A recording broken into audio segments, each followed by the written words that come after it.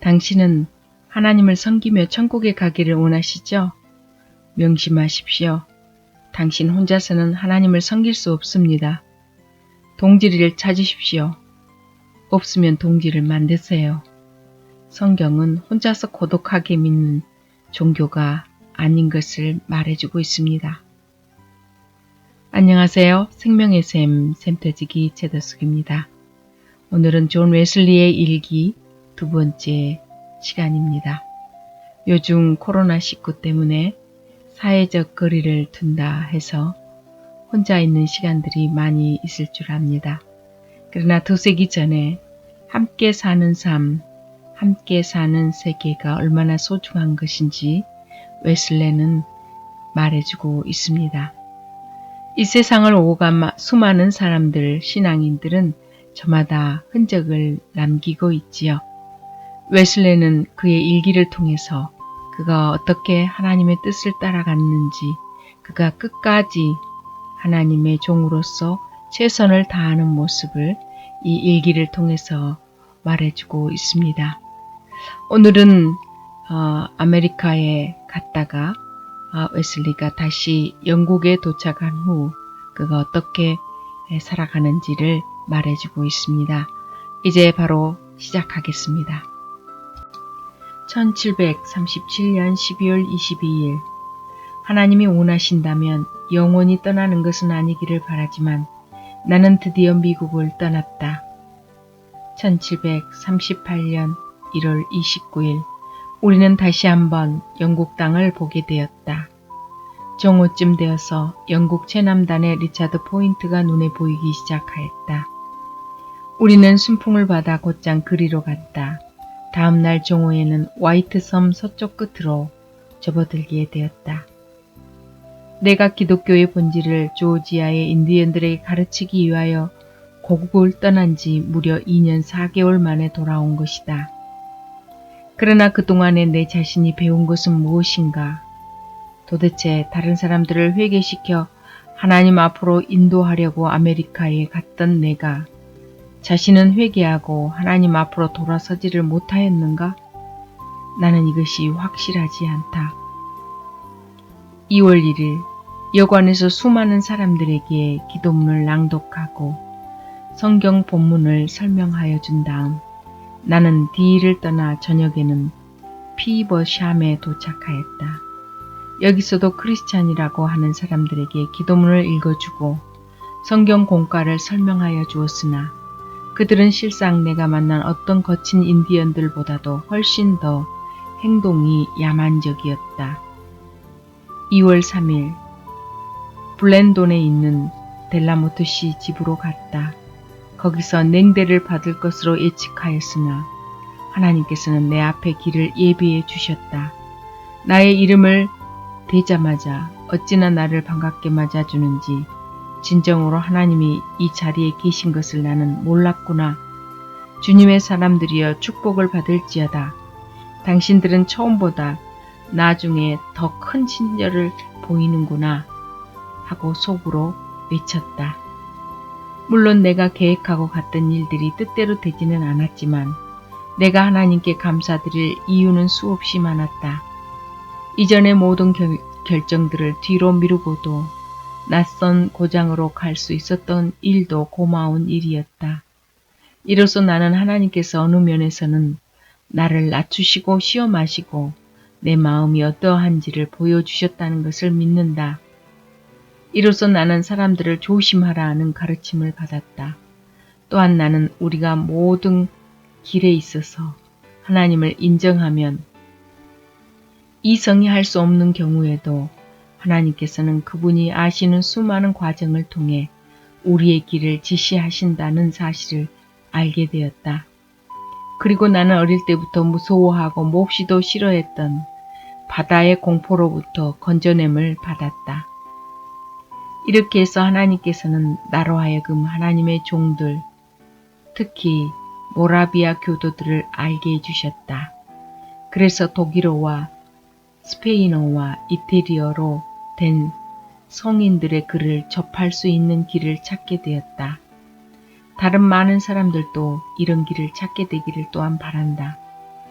조지아에 있는 모든 사람들도 하나님의 말씀을 들었다. 어떤 이들은 믿고 잘 달려가기 시작하였다. 아프리카와 아메리카의 이교도들에게 기쁜 소식을 전파하기 위한 조치가 취해지기 시작하였다. 수많은 하나님의 자녀들이 어떻게 하나님을 섬기고 이웃을 섬기는 삶을 살아야 하는가를 배우게 되었다. 무엇보다도 관심을 끄는 일은 사람들이 그들의 나이 어린 식민지, 즉 아메리카의 실정을 알 기회를 갖게 되어 앞으로 올 수 있는 수많은 세대를 위하여 평화와 행복의 확고한 기반을 닦게 되었다는 사실이다. 2월 26일 내 자신의 행동에 관하여 내가 전에 하였던 결의를 새롭게 하고 다음과 같이 적었다. 1. 절대적으로 개방성을 띄우고 내가 대화해야 할 상대와는 조금도 숨김없이 허심탄회하게 이야기를 나눈다. 2. 계속해서 진지하게 노력하며 잠시라도 경박한 행동이나 웃음거리를 즐기는 일에 빠지지 않는다. 3. 하나님의 영광을 드러내지 않는 말은 전혀 하지 않는다. 특히 세상 일에 관하여 말하지 않는다. 아니 다른 사람들은 그렇게 할지라도 나는 안 한다. 그것이 너에게 무슨 관계가 있는가? 4. 하나님의 영광을 드러내지 않는 일은 결코 즐기지 않는다. 내가 하는 모든 일에 있어서 매 순간 하나님께 감사를 드리고 그러기에 내가 하나님께 감사를 드릴 수 없는 일은 어떤 것이라도 하지 않는다. 3월 4일 옥스퍼드에 가서 동생을 만나보니 늑막염에서 회복되어 가고 있었다. 그 자리에는 피터 벨러도 있었는데 그로 인하여 5일 일요일에는 하나님의 크신 능력 안에서 우리가 신앙이 없다는 것을 분명히 깨닫고 우리를 구원하게 해줄 믿음이 부족하다는 것을 절감하였다. 즉시 이런 생각이 내 머리를 스쳤다. 설교를 그만두어라. 너 자신이 믿음이 없으면서 누구에게 설교를 할 수 있느냐? 나는 벨러에게 내가 설교를 그만두어야 할지 물었다. 그는 대답하였다. 절대로 안 됩니다. 그래서 나는 물었다. 그러나 내가 무슨 설교를 할 수 있습니까? 그는 대답하였다. 믿음을 갖게 되기까지 믿음에 관하여 설교를 하십시오.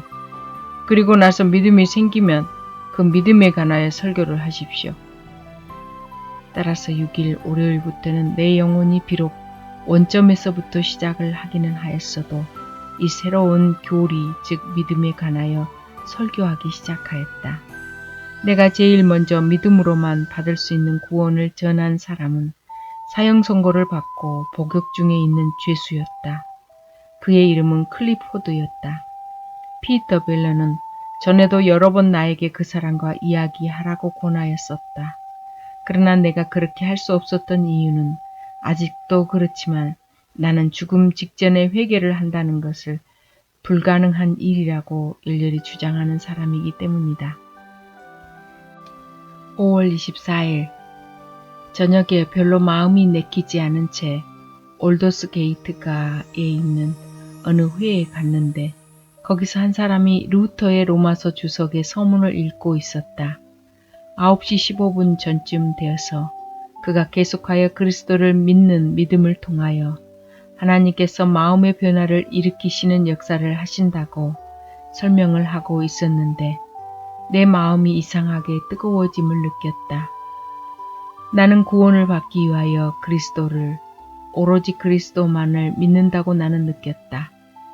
뿐만 아니라 주께서 내 모든 죄를 씻으시고 나를 죄와 사망의 법에서 구원하셨다는 확신이 생겼다. 나는 악의적으로 나를 이용했거나 박해한 사람들을 위하여 있는 힘을 다하여 기도하기 시작하였다. 그리고 나서 나는 생전 처음 내 마음속에 느낀 것을 거기에 있는 모든 이들에게 터놓고 간증을 하였다. 그러나 얼마 안 가서 원수 같은 마귀는 넌지시 이렇게 속삭였다. 이것은 믿음일 수가 없다. 그렇다면 기쁨은 어디 있니? 그때 나는 배웠다. 평화와 죄에 대한 승리는 우리의 구원의 대장 되시는 주님을 믿는 믿음에 있어서는 필수적인 것이다. 뿐만 아니라 보통 처음에 생기는 황홀한 기쁨, 특히 깊이 애통한 사람들에게 있어서 그 기쁨은 하나님의 뜻에 따라 때로는 주시기도 하고 때로는 주지 않으시기도 한다는 것을 배웠다. 집에 돌아온 후에 나는 여러 가지 시험으로 몹시 괴로웠다. 그러나 큰 소리로 외쳤더니 모두 사라지고 말았다. 그 시험은 자꾸 되돌아왔다. 그럴 때마다 나는 눈을 들어 주님을 향하자 주께서는 주의 거룩한 곳으로부터 나에게 도움을 보내주셨다. 나는 여기서 이런 체험과 주로 전에 일관되었던 나의 신앙 상태 사이에 커다란 차이가 있는 것을 발견하였다. 나는 싸웠다. 그렇다. 나는 율법 아래서 뿐만 아니라 은총 아래서 역시 있는 힘을 다하여 투쟁을 하고 있었다. 그러나 과거에는 자주 그런 것은 아니었지만 때때로 승리하였다. 그러나 현재에는 늘 승리하는 사람이 되었다. 5월 25일 잠에서 깬 순간 예수 나의 주님은 나의 마음과 나의 입속에 계셨다. 오로지 내 눈이 주님만을 지켜보고 내 영혼이 주님만을 계속하여 섬기는 곳에 내 모든 힘이 자리 잡고 있다는 것을 발견하였다. 오후에 세인트 폴 교회에 다시 갔을 때에 거기서 부르는 찬송가 속에서 하나님의 말씀을 맛볼 수 있었다. 그 가사는 이렇게 시작했다. 내 노래로 항상 주의 자비하심을 찬송하리니 내 입으로 주의 진리를 영원히 증거하리라. 그런데도 원수는 두려움을 넣어주었다. 네가 정말 믿는다면 보다 뚜렷한 변화가 왜 없느냐? 나는 대답하였다. 그것은 내가 모르겠다. 그렇지만 이것은 안다. 나는 현재 하나님 안에서 평화를 누리고 있다. 오늘은 내가 죄를 짓지 않는다. 예수 나의 주님은 내일 염려를 하지 말라고 내게 명령하셨다. 이것은 분명히 안다. 6월 7일 하나님께서 허락하신다면 잠시 독일에 가서 조용히 지내기로 결심을 하였다. 조지아를 떠나기 전에 내가 유럽으로 돌아가는 것을 하나님께서 허락만 하신다면 그렇게 하리라 이미 충분히 마음 먹고 있었다. 그런데 그 시기가 온 것을 명백히 알 수 있었다. 나의 약한 마음이 이처럼 갈기갈기 찢기우는 것을 도저히 견딜 수가 없었다. 그래서 믿음의 충만한 능력을 생활로서 증거할 뿐 아니라 그렇기 때문에 약한 자들을 또한 용납할 수 있는 독일의 성도들과 이야기를 나누며 그것을 통하여 하나님의 은총으로 내 영혼이 새 힘을 얻고 믿음에서 믿음으로 그리고 능력에서 능력으로 계속 다름질 수 있을 것이라는 희망을 갖게 되었다. 그 다음 석 달 동안 웨슬리는 모라비아 교도들을 찾아다니며 독일에서 지냈다. 10월 17일 웨슬리 뉴게이트 교도에서 설교하다. 런던에서 나는 다시 고국에 돌아와서 구원의 기쁜 소식을 선포하기 시작하였는데 마이노리지에서 수많은 군중에게 3번 설교를 하고 그 다음에는 성경을 해석하여 주었다. 월요일에는 우리의 작은 회의 회원들과 기쁘게 만났다. 이제 회원이 32명으로 늘었다. 다음날 뉴게이트 교도소로 중형을 선고받은 죄수들을 찾아가서 값없이 주시는 구원을 그들에게 전하였다. 저녁에는 베어야드에 있는 어느 모임에 가서 회개와 죄 용서에 관하여 설교를 하였다. 그 다음 날 저녁에는 월더게이트가에 있는 어느 모임에 가서 사랑으로 나타나는 진리에 관하여 말을 하였다. 처음에는 다른 소리를 하는 사람이 좀 있더니 오래지 않아서 그런 말은 쑥 들어갔고 헤어질 때는 사랑만이 나타나 보였다. 제3장 웨슬리 야외 설교를 시작하다. 1739년 3월 15일 런던에 머무는 동안 나는 성경을 해석하고 가르쳐 달라는 끝없는 요청 때문에 페터레인에 있는 우리의 자체 모임과 그 밖의 다른 여러 모임들 사이를 오가며 정신없이 일을 하였다. 3월 29일 나는 런던을 떠났다. 저녁에는 베이싱 스토크에서 작은 모임의 사람들에게 성경을 가르쳤다. 31일 토요일 저녁에는 브리스톨에 도착하여서 거기에서 화이트필드 씨를 만났다. 그런데 처음에는 이렇게 야외에서 설교를 하는 것이 이상해서 도대체 적응하기가 어려웠다. 그러나 주일에는 나도 그와 같이 야외에서 설교를 하도록 그가 만들었다. 극히 최근까지 나는 구령 사업을 하는 데는 매사를 철저하게 질서와 온당성을 살려야 한다고 고집을 해온 터였기 때문에 그와 같은 일을 교회 밖에서 하는 것은 거의 죄가 되는 것으로 생각하였었다. 4월 2일 오후 4시에 나는 어쩔 수 없이 기분은 더욱 언짢았으나 노상에서 구원의 기쁜 소식을 선포하였다. 이때 나는 그 도시에 인접한 작은 언덕 위에 서서 약 3,000명이나 되는 사람들에게 설교를 하였다. 보 내시와 웨슬리의 논쟁 6월 5일 바스에는 그 고장에서 이름난 사람이 내가 거기 가면 나에게 어떻게 할 것인가에 대하여 대단한 기대들을 하고 있었다. 나를 아끼는 수많은 사람들이 무슨 일이 일어날지 모르니까 나보고 설교를 하지 말라고 간곡히 만류하였다. 그러나 이런 소문 때문에 사람들은 더 많이 모여들었는데 그 중에는 그곳에 유지들과 부자들이 많이 섞여 있었다. 나는 그들에게 지위의 고하나 빈부를 막론하고 모든 사람들은 죄 아래에 있다고 성경이 밝히 말씀하고 있다는 사실을 알아듣기 쉽게 설명하였다. 그들 중에 많은 사람들이 약간 놀람비치더니 어느 정도 심각해지기 시작하였다. 그때 그들의 대표적인 한 사람이 나타나 나에게 다가오더니 내가 무슨 권한으로 이런 일을 하고 있는가 묻는 것이었다. 그래서 나는 대답하였다. 캔터버리 대주교가 나에게 안수하면서 말하기를 그대는 복음을 전하고 설교할 고난을 받으시오 하였을 때 부여받은 예수 그리스도의 고난으로 합니다. 그가 말하기를 이것은 법령에 위배되는 일입니다. 이것은 비밀 집회입니다. 나는 대답하였다. 선생님, 그 법령에 언급된 비밀 집회란 치안을 방해하는 선동적인 모임을 말하는 것입니다. 이 모임은 그런 성질의 것이 아닙니다. 여기에는 선동이라고는 그림자도 없습니다. 그렇기 때문에 이 모임은 그 법령에 위배되는 것이 아닙니다. 그는 대답하였다. 내 말은 이 모임이 비밀 집회라는 것입니다. 그럴 뿐 아니라 당신의 설교는 저들에게 겁을 주어서 그들의 얼을 빼고 있습니다. 선생님, 내 설교를 한 번이라도 들어보신 일이 있습니까? 아니요, 못 들어보았습니다. 그렇다면 직접 들어보시지도 않은 일에 대해서 어떻게 판단을 하시는 것입니까? 물론 들려오는 소문으로 판단을 하는 거죠. 들려오는 소문으로는 충분하지 못합니다. 신뢰를 무릅쓰고 한 가지 선생님에게 묻겠습니다. 선생님이 내시 선생님이 아니십니까? 내가 내시입니다. 선생님, 나는 들려오는 소문을 근거로 해서 당신을 판단하지는 않습니다. 그렇게 판단하는 것은 불충분한 일이니까요. 여기서 그는 잠시 쉬었다가 목소리를 가다듬더니 이 사람들이 무엇하러 여기 모여들었는지 꼭 알고 싶습니다. 그랬더니 한 사람이 답변을 하는 것이었다. 목사님, 그분은 저에게 맡기십시오. 이 늙은 노파가 그 선생에게 대답해 주겠습니다. 여보세요, 내시 선생. 당신 자신이나 걱정하세요.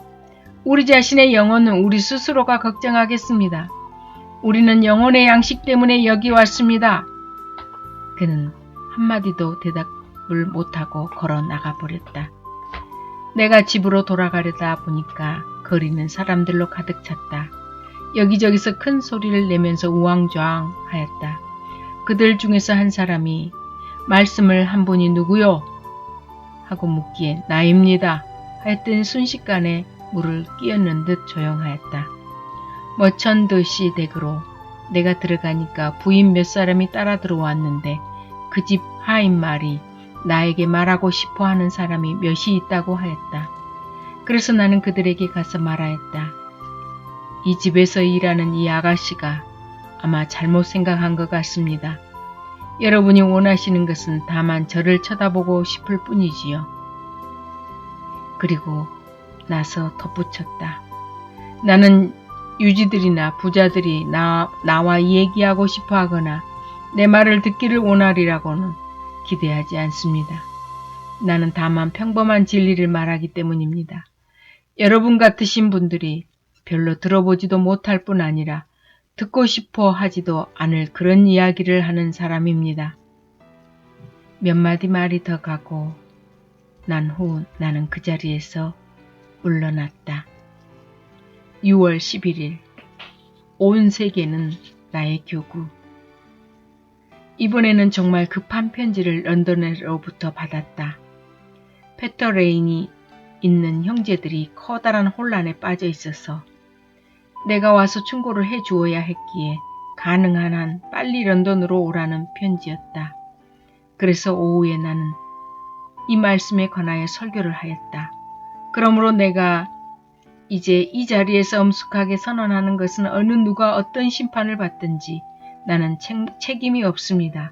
그것은 내가 당신들에게 하나님의 경륜을 아는 대로는 다 전해주었기 때문입니다. 사도행전 20장 26절.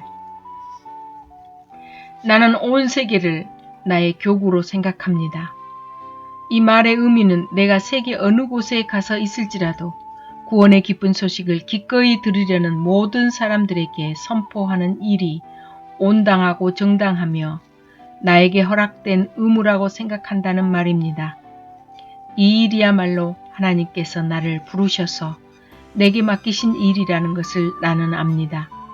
이 일이야말로 하나님의 축복이라는 것을 나는 확신합니다.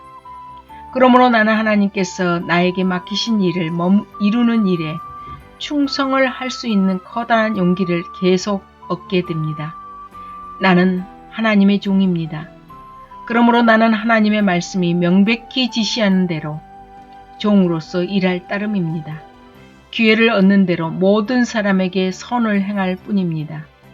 하나님의 섭리는 명백하게 하나님의 말씀과 일치합니다.